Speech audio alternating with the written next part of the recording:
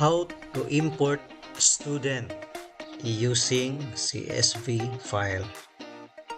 First, dapat nakaobra na tadaan o listahan sa to ang mga learners gamit ang Excel,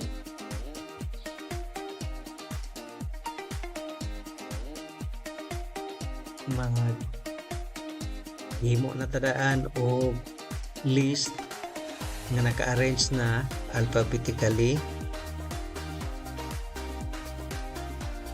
inginahan ni forma na atay sa first column ang first name last name. First name niya include na lang po na ako ang middle initial since wala man tay field or column for middle initial.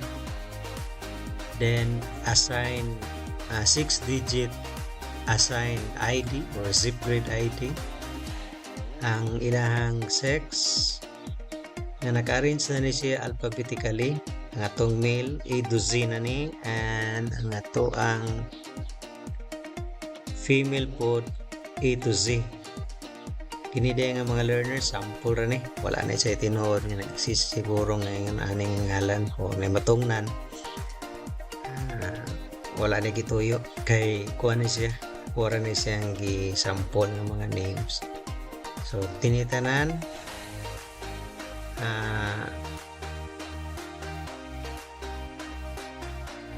pila ni tanan, pila ni ka learners, i-arrange na ko ni siya in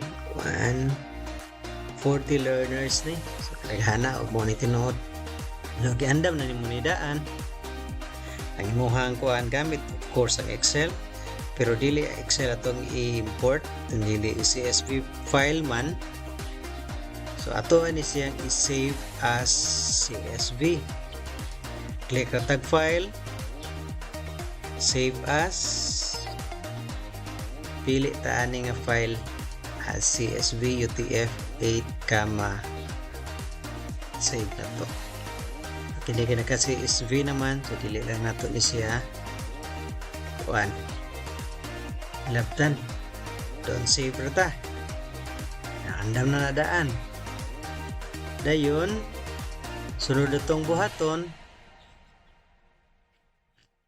adto ta sa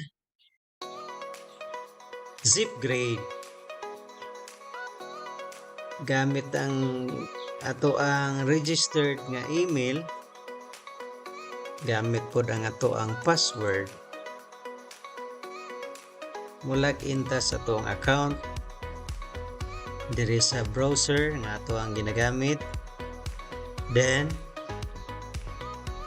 diretso ta diri sa classes section. Sa classes section, mag-create ta og bag-ong class, click na to ang classes, then add new class. For example, grade 7 section sample. Ako na siya tuguman, atong is-save. So atong makita na diri si grade 7 sample. So boss, wala siya learner, no, wala pa siya learner. Student roster niya wala pa na. So balik ta sa classes, grade 7 sample, wala pa tay learner ana. Munang mag-add ta og learners or students, click ta diri sa students nga section, pangitaon na to diri ang import students from CSV. Dili na ta mag tinagsa og add og student kay dugay na kay na. So import students from CSV, click na to na, choose file, pangitaon na to asa na kasi ang atong gihimo. Pareha sa kuha na diri sample names of learners, open.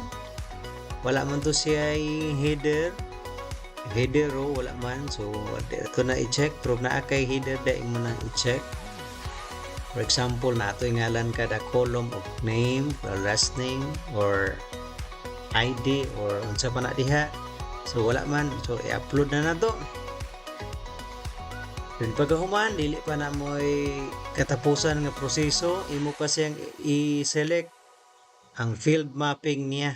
Diri og asa dapit diri sa field 1, field 2, 3, 4. So diri, first name, asa siya nga field. Sa ako ang gihimo nga file naa siya sa akong import nga file naa siya sa field 2 ang first name. So click field 2. Last name makita na to diri naa sa field 1. Zip grade ID naa sa field 3. Select na tong field 3. External reference ato ang ginahimo. Ang external reference mo na gibasihan na to ang male and female. Field 4. Then paubos ta ato siyang ipasulod og asa nga klase nato siya i-add. Place students into existing class. Unsa may existing class nato sa ipasulod? Sa ako ading account daghan. Pare na ko sa ipasulod sa grade 7 sample. Then, after na ma-select na ko ang klase, click na ko ang next. Then, balik ta sa classes. Pakita na to atong kuan. So, grade 7 sample na sa 40 learners. Click na to ang student roster. So, makita na to diyan na. Ato ta diretso sa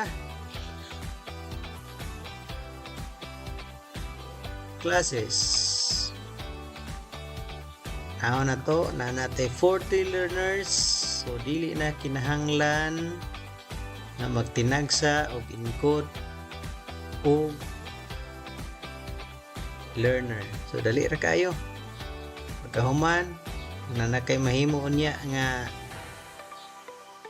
exam or quiz, download na lang kag answer sheet dere. So sunod mga video unsaon pag-create na pod og answer sheet or customize answer sheet. Thank you. Ayaw kalimot sa pagsunod sa itong mga video para tang makat-on sa gamit sa Zipgrade.